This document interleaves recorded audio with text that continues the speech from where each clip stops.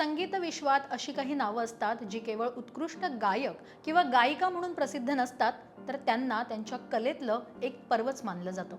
आणि जेव्हा अशा व्यक्ती जगाचा निरोप घेतात, तेव्हा केवळ तो त्या व्यक्तीचा अंत नसतो, तर तो असतो त्या संपूर्ण युगाचाच अंत. जगभरातील संगीत विश्वावर अधिराज्य गाजवणारा आवाज, एक असा आवाज ज्याने ठसकेबाज लावणीही गायली, उडत्या चालींच्या गाण्यातून थिरकायला भाग पाडलं, भजनात तल्लीन व्हायला लावलं, प्रेमात पाडलं आणि विरहाच्या गाण्यातून मन घायाळही केलं.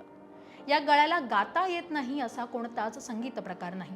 80 वर्षांची संगीत कारकीर्द, 12,000 पेक्षा जास्त गाणी, 100 पेक्षा जास्त पुरस्कारांसोबत राष्ट्रीय आंतरराष्ट्रीय पुरस्कारांनी सन्मान, 18 वेळा राज्य पुरस्कार मिळवण्याचा रेकॉर्ड, पद्मविभूषण, महाराष्ट्र भूषण, बंगविभूषण सारख्या सर्वोच्च सन्मानांची झालर असलेलं एकमेव नाव म्हणजे स्वरस्वामिनी आशा भोसले. 12 एप्रिल 2026 हा दिवस उजाडला तो या स्वरस्वामिनीच्या निधनाची दुःखद बातमी घेऊन, आणि झाला एका सुरेल पर्वाचा अंत. 1940च्या दशकापासून आशा भोसले यांनी सुरू केलेला गाण्याचा प्रवास त्या सातत्याने 80 वर्ष करत राहिल्या. त्यांच्या नावावर असलेले अनेक मोठे सन्मान आणि जगभरातले रेकॉर्ड्सच सांगतायत की त्या केवळ गायिकाच नव्हत्या, तर भारतीय संगीतातील तो एक अनमोल ठेवा होता. गाने से प्यार है. गाना सिर्फ बिजनेस के लिए नहीं है. जो चीज़ से प्यार होता है वो कभी नहीं छोड़ता इंसान. तो वैसे मैं कभी नहीं छोड़ती हूँ. गाना गाऊँ चाहे नहीं गाऊँ, रियाज़ तो करती हूँ. तो रियाज़ करने से आवाज़ रहता है, मेरा दिमाग ठीक रहता है. और मुझे ऐसा लगता है कि संगीत बहुत बड़ी चीज़ है, बहुत बहुत बड़ी कला है. पहली कला संगीत है. जो वोकल होता है उसको पहला नंबर दिया जाता है. तो वो हमें भगवान ने दिया है, तो उसको हम क्यों ना संभालें. ऐकलत, याच आहेत आशाताई, गाण्यावर नितांत प्रेम करणाऱ्या. कलेकडे बिझनेस म्हणून न पाहता देवाने दिलेली देणगी वयाच्या 90तही रियाज करून जपणाऱ्या. गाने के ऊपर, डांस के ऊपर मेहनत होती है. जो कला होती है उसको मेहनत करनी पड़ती है. 3 घंटे कम से कम आपको रियाज करना चाहिए, जो कोई करता नहीं है. तो गाना ठीक नहीं होता है. फिर नाम चले जाते हैं, फिर गड़बड़ हो जाती है. रियाजच्या बाबतीत त्या किती स्ट्रिक्ट होत्या हे यातून आपल्याला कळत आहे. आशाताईंच्या आवाजात एक वेगळीच जादू, म्हणजे शास्त्रीय संगीतापासून ते पॉप गाण्यांपर्यंत त्या कोणताही संगीत प्रकार अगदी सहज गाऊ शकत होत्या.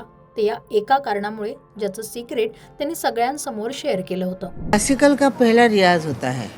इंडियन क्लासिकल का पहला रियाज होता है. सारे गमा पधनिसा, वो पहले रियाज होता है. उसमें रागदारी होती है, उसका रियाज होता है.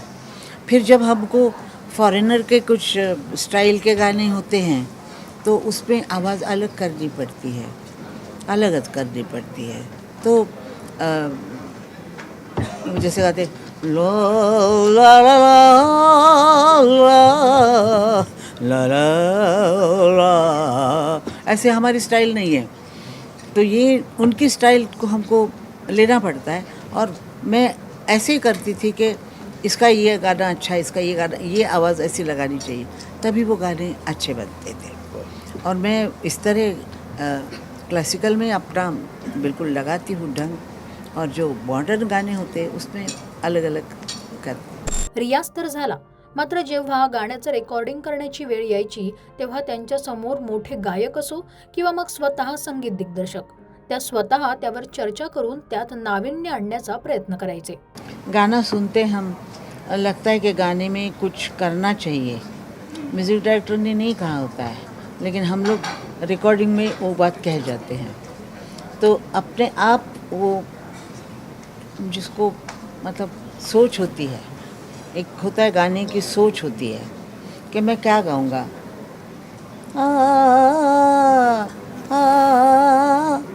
अलग अलग करना चाहिए, वो इम्प्रोवाइज़ करना. तो इम्प्रोवाइज़ करना गाने में बहुत अच्छा होता है. तो कभी भी ऐसा करते हैं हम लोग. प्रैक्टिस तो म्यूज़िक डायरेक्टर के गाने की करते हैं, लेकिन जब माइक पे जाते हैं तो हम अपना अपना कर देते हैं उसको.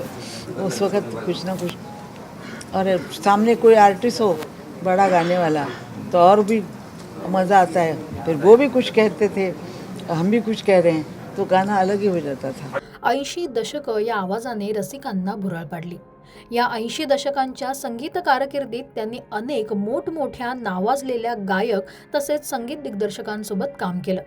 असं असतानाही त्यांचा आवडता गायक कोण यावर उत्तर देताना त्यांनी योग्य कारणही दिलं होतं. क्लासिकल गाना गाते थे तो मन्ना दा, जो कभी पंजाबी स्टाइल का गाना तो रफ़ी साहब, लेकिन सारे गाने में रफ़ी अपने किशोर दा जो है वो अव्वल थे.